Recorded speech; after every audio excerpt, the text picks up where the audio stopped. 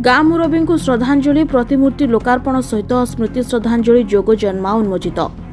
केन्दुझर जिला घसीपुरा ब्लॉक अंतर्गत अलती ग्रामर निर्विवादीय नेता तथा अलती पंचायतर पूर्वतन सरपंच गौरांचरण बराड़ प्रथम श्राद्धवार्षिक पालित होइछि।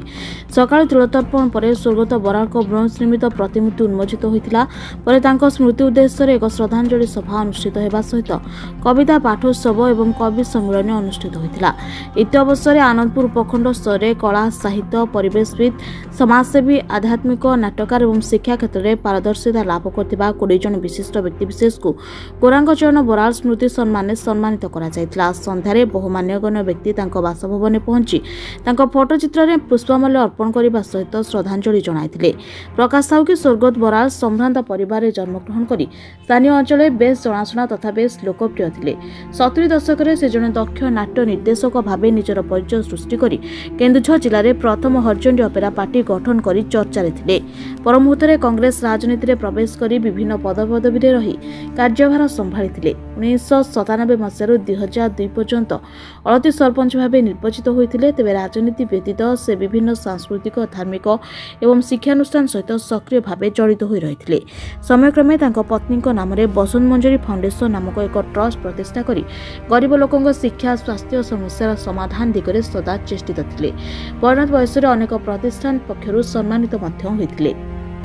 आज मोर बापा स्वर्गत गौरांचरण बराड़ प्रथम श्राद्धवार्षिक एवं ये श्राद्धवार्षिक अवसर में ये अंचल लेखक गुणी ज्ञानी व्यक्ति द्वारा स्वर्गत गौरांचरण बराड़ स्मृति संसद गठन करा जायछि।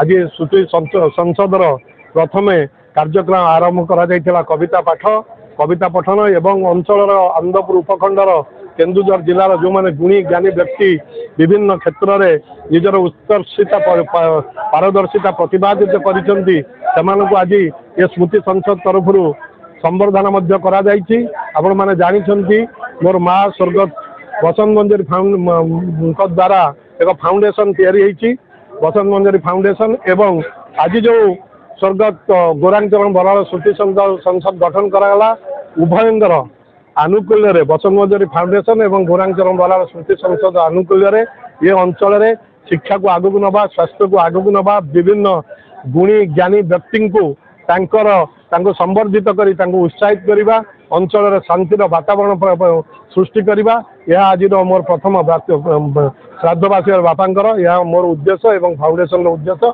एवं स्मृति संसद उद्देश्य।